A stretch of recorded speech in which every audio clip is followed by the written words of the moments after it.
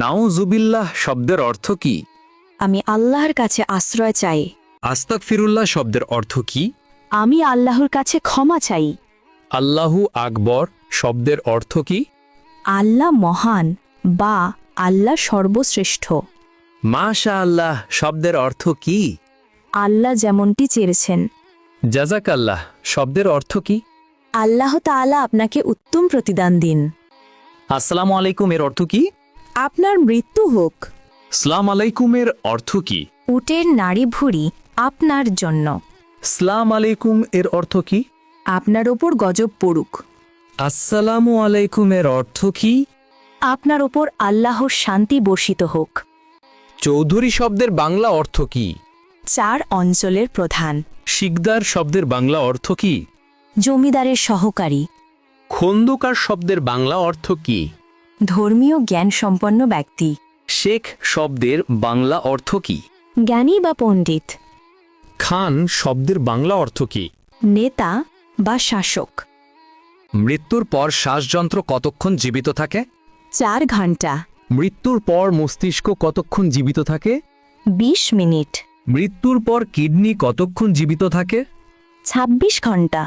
মৃত্যুর পর চুল কতক্ষণ জীবিত থাকে? 6 ঘন্টা। হজরত মুহাম্মদ সাল্লাল্লাহু আলাইহি ওয়াসাল্লাম এর কতজন সন্তান ছিল?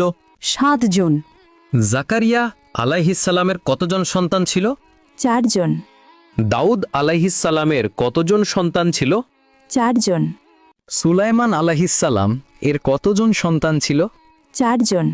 মানুষ মৃত্যুবরণের 40 দিন পর তার রুহু বাড়িতে আসে, এটি কেমন বিশ্বাস?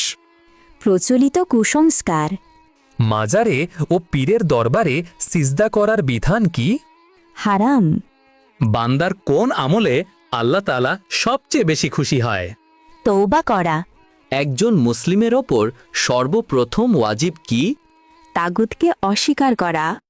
আল্লাহুম্মা গফিরলি শব্দের বাংলা অর্থ কি? হে আল্লাহ, আমাকে ক্ষমা করুন।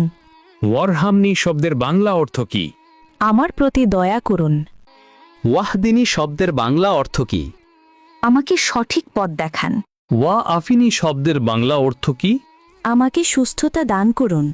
ওয়ারজুগনি শব্দের বাংলা অর্থ কি? আমাকে রিজিক দান করুন। আল্লাহুম্মা গফিরলি শব্দের বাংলা অর্থ কি? হে আল্লাহ, আমাকে ক্ষমা করুন। ওয়ারহামনি শব্দের বাংলা অর্থ কি? আমার প্রতি দয়া করুন। ওয়াহদিনী শব্দের বাংলা অর্থ কি? আমাকে সঠিক পথ দেখান। ওয়া আফিনী শব্দের বাংলা অর্থ কি? আমাকে সুস্থতা দান করুন। ওয়ারজুগনি শব্দের বাংলা অর্থ কি? আমাকে রিজিক দান করুন।